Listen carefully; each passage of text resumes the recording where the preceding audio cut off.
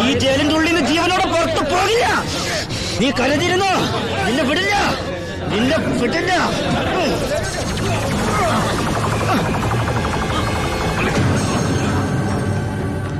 Paramasivam, sorry sir. എന്റെ മുമ്പിൽ വെച്ചാണ് അഭ്യാസം. പരോളിന് അപേക്ഷ കൊടുത്തിട്ടില്ല. എന്താണ് അവനോട്ട് ഇടപാട്? ഓൾ കേരള ക്രിമിനൽസ് അസോസിയേഷനിൽ അവനും മെമ്പറല്ലേ സാറേ? ഇടപാട് കാണാതിരിക്കൂ. മേത്തൊക്കെ സാമ്പാർ പോയി. ചോറും കൂടി വിളമ്പട്ടെ സാറേ? 2 പപ്പടം കൂടി തടാ, പൊടിച്ചു കളഞ്ഞാൻ. ആരാ ചോറ് വെച്ചത്? പപ്പടം ഇല്ലെന്ന് അറിയില്ലേ? മതിയടാ, മതിയെങ്കിൽ മാറ്. അവൻ എന്തിനാടാ നിന്നെ ചവിട്ടിയത്? അവനെന്നെ ചവിട്ടാൻ തോന്നിണ്ടാവും. അപ്പൊ അവൻ എന്നെ ചവിട്ടാൻ തോന്നിയില്ലല്ലോ. അതിന് നീയല്ലല്ലോ അവന്റെ ഏട്ടനെ കൊന്നത്. നീ ഒരാളെ കൊന്നു എനിക്ക് വിശ്വസിക്കാനാവുന്നില്ല. കേട്ടുമടുത്തിട്ടുള്ള സാധാരണ പ്രശ്നം തന്നെ എന്റേതും. പക്ഷേ ഒരു നോർമൽ ആൾക്കുണ്ടാകാവുന്ന ഏറ്റവും വലിയ പ്രശ്നം സാമ്പത്തിക ബാധ്യത. കടം കൊണ്ട് നിൽക്കക്കള്ളിയില്ലാതെ ആത്മഹത്യയുടെ വക്കത്തെത്തി എന്റെ കുടുംബത്തെ എങ്ങനെയെങ്കിലും രക്ഷിക്കണമെന്ന ഉദ്ദേശത്തോടെ ഞാൻ നാടുവിടാൻ തീരുമാനിച്ചു. ഒരു രാത്രി എങ്ങോട്ട് പോണെന്നറിയാതെ നാഷണൽ ഹൈവേയിൽ ഞാനങ്ങനെ നിന്നു. ഈ സമയം ദൂരെ നിന്ന് ദേവദൂതനെ പോലെ ഒരു ടാങ്കർ ലോറി വരുന്നത് ഞാൻ കണ്ടു. ദൈവം തോന്നിപ്പിച്ചാണോന്നറിയില്ല, ആ ഡ്രൈവർ വണ്ടി നിർത്തി. ഞാനും കൂടി പോന്നോട്ടെ? എങ്ങോട്ട്? അങ്ങനെ ഇന്ന സ്ഥലമെന്നില്ല, എവിടം വരെ പോണു അവിടം വരെ. ഓ, അവിടെ കയറ്. സോറി.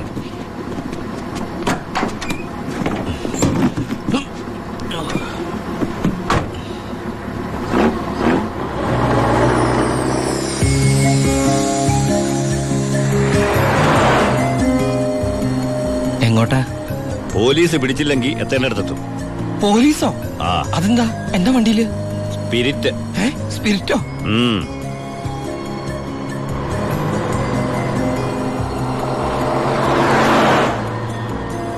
ഇതൊക്കെ ഒറ്റയ്ക്ക് ഉണ്ടാവാൻ പേടിയില്ലേ? ഒറ്റയ്ക്ക് കൊണ്ടുപോകുന്ന അതിന്റെ സുഖം. പോലീസ് പിടിച്ചാൽ എന്നെ മാത്രം നോക്കിയാൽ മതിയല്ലോ. അപ്പൊ ഈ പോണ വഴിക്ക് പോലീസ് പിടിച്ച എന്റെ കാര്യം? അത് പോലീസുകാർ നോക്കിക്കോട്ടെ. നിന്നെ പിടിച്ച എനിക്കെന്താ? നിനക്ക് എന്നെ കുറിച്ച് ഒന്നും അറിയില്ല, എന്റെ പേര് പോലും. എന്താ ബായുടെ പേര്? അത് വേണ്ട, എന്നാലും പറ ബായ്. നീ ഇപ്പൊ എന്താ വിളിച്ചത്? ബായ്. ബായ്, അത് തന്നെ വിളിച്ചാ മതി.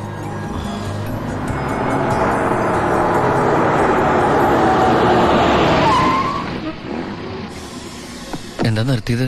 എന്നെ ഇറക്കി വിടാനാണോ? ഏയ്, ദാ പുണ്യാളന് നേർച്ചയിട്ട പാതി അങ്ങേര് നോക്കിക്കോളൂ. പോവോ?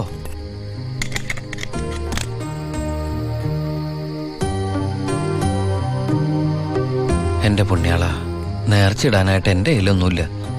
എന്നെ മുഴുവനായിട്ട് കാത്തോളണേ.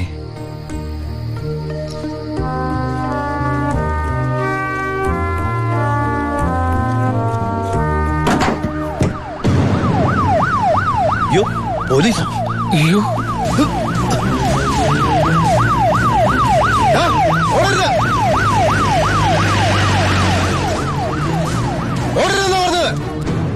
നീ എന്നതാണായി പറയുന്നത്? Load police പിടിച്ചെന്നോ?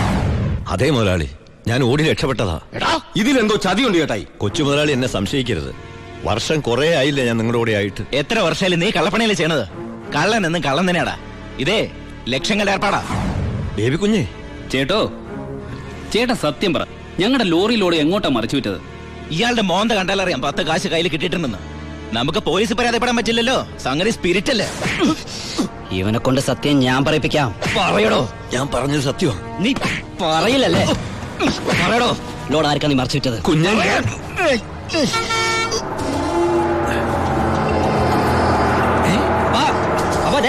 ലോറി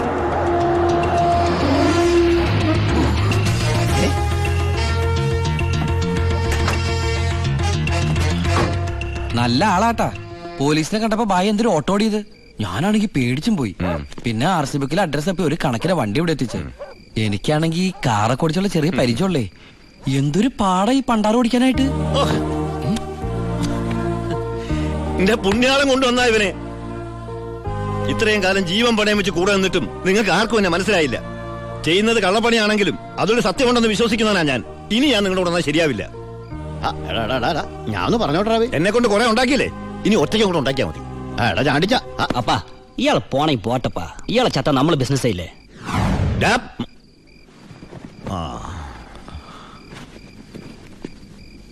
അയ്യോ,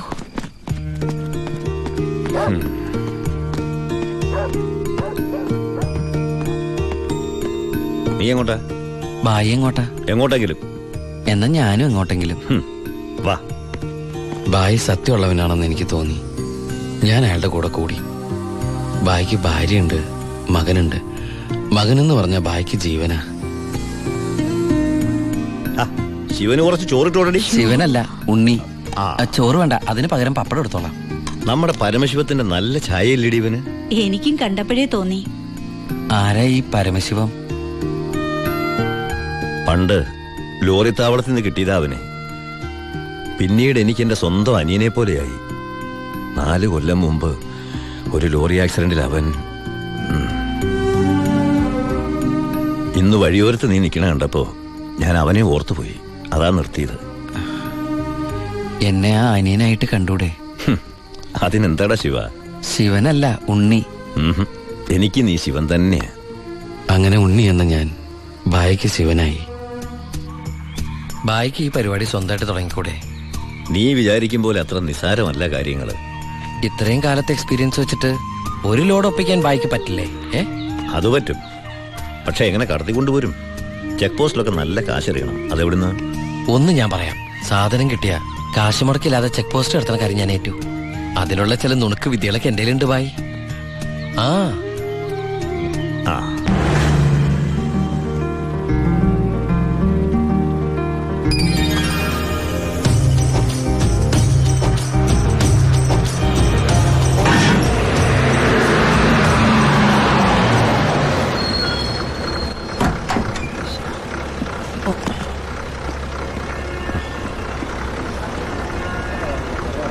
സാറേ, വണ്ടി എന്താണ് വണ്ടിയില്? ഐസാണ് സാറേ. കുറിപ്പേ കയറി പരിശോധിക്ക്. സാർ,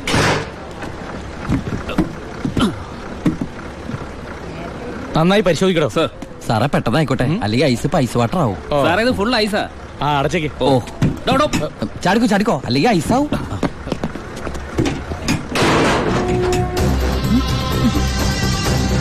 വിട്ടോ വിട്ടോ, വിട്ടോ.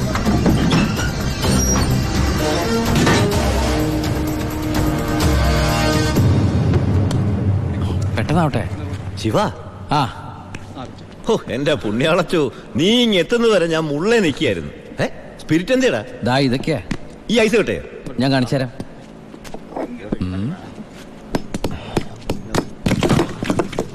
ദാ ഒറിജിനൽ സ്പിരിറ്റ്. എന്റെ അമ്മച്ചി, ഒടുക്കത്തെ ബുദ്ധി തന്നെ.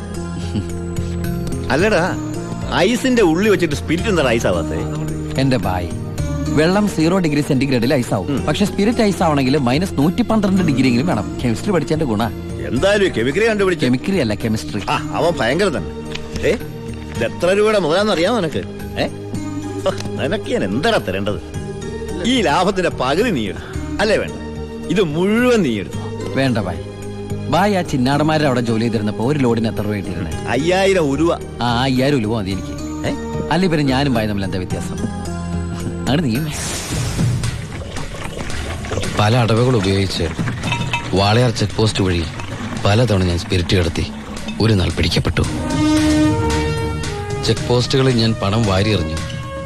ഉദ്യോഗസ്ഥന്മാരിൽ ഭൂരിഭാഗവും എന്റെ സ്വാധീന വലയത്തിലായി.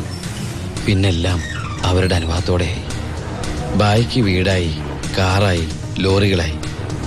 ബായിയുടെ വലങ്കയായി ഞാൻ അവിടെ പരമശിവം എന്ന പേരിൽ അറിയപ്പെട്ടു. വാളയാർ പരമശിവം. ഞങ്ങളുടെ വളർച്ച ചിന്നാടന്മാരുടെ തകർച്ചയായിരുന്നു.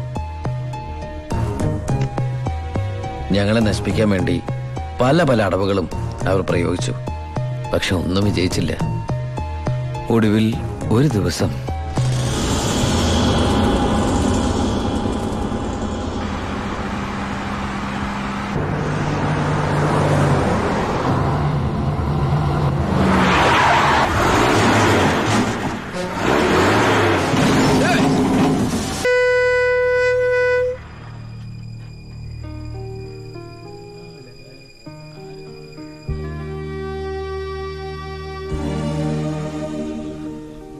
പോലീസ് കേസെടുത്തു. കാറ്, തോക്ക് തുടങ്ങിയ തെളിവുകളൊക്കെ ഭായിക്കെതിരായിരുന്നു. ഭായിക്ക് വേണ്ടി ഞാൻ കുറ്റേറ്റെടുത്തു. എന്തിന്? ഭായിക്ക് ഭാര്യയുണ്ട്, മകനുണ്ട്. ഞാൻ ബാച്ചിലറല്ലേ. ഒന്ന് ജയിലിൽ കയറി ഇറങ്ങിയാലും എനിക്കെന്ത് സംഭവിക്കാൻ? പാവം ഭായ് എനിക്ക് വേണ്ടി ഒരുപാട് കാശ് ചെലവാക്കി കേസ് നടത്തി. അതുകൊണ്ട് എൻ്റെ ശിക്ഷ 4 കൊല്ലമായിട്ട് കുറയ്ക്കാൻ ഭായിക്ക് സഹായിച്ചു. ഈ ഭായിയാണ് ഞാൻ ദുബായിൽ നിന്ന് കാശ് അയക്കുന്ന പോലെ മാസാമാസം കാശ് എൻ്റെ വീട്ടിലെത്തിക്കുന്നത്. എൻ്റെ കുടുംബം അവിടെ ഹാപ്പി. അതുകൊണ്ട് ഞാനിവിടെ ഹാപ്പി. ആ പരമശിവത്തിന്റെ പരോൾ സാങ്ഷൻ ആയിട്ടുണ്ട്. ഓ ആള് കുഴപ്പക്കാരനൊന്നുമല്ലല്ലോ. അല്ല സാർ, തനിക്ക് എന്താണോ അയാളുടെ കാര്യത്തിൽ ഇത്ര ഇൻട്രസ്റ്റ്? അവനൊരു പാവമാണ് സാർ.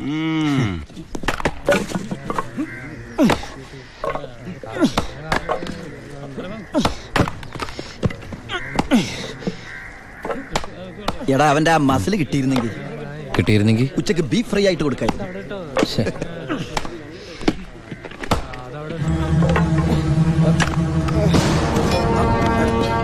മാറിക്കടേ. എന്ത് പറ്റി?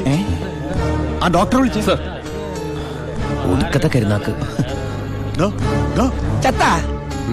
എന്താടാ ഒരാള് കിടന്ന് ഉറങ്ങണേന് ഇങ്ങനെ പറഞ്ഞു? നീ എന്തേത് വേടി? എല്ലാവരും പുറകോട്ട് പറയും. ആ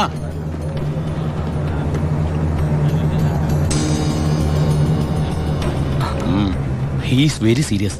മെഡിക്കൽ കോളേജിലേക്ക് മാറ്റേണ്ടി വരും. Yes proceed. ഓക്കെ. മാറ്റാനൊക്കെ വരട്ടെ സാറേ. പരമശിവം പരോൾ. ചുമ്മാ ഇരി സാറേ.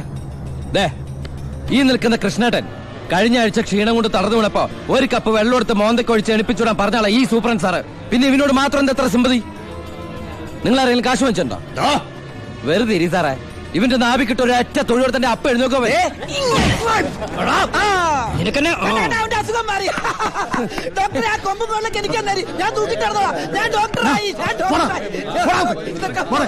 ദിവാകരൻ മോനെ അവന്റെ പരോളിന്റെ പേപ്പർ കണ്ടത്.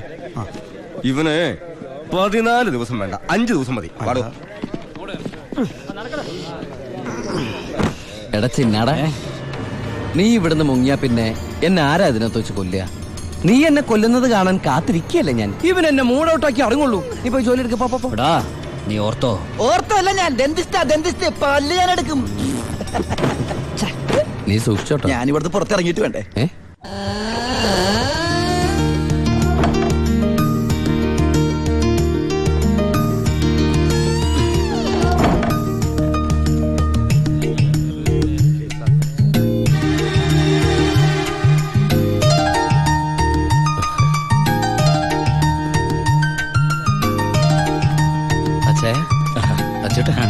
സുഖല്ലേ? ബായി കാശും കാറിന്റെ താക്കോല് ഏൽപ്പിക്കാൻ പറഞ്ഞു.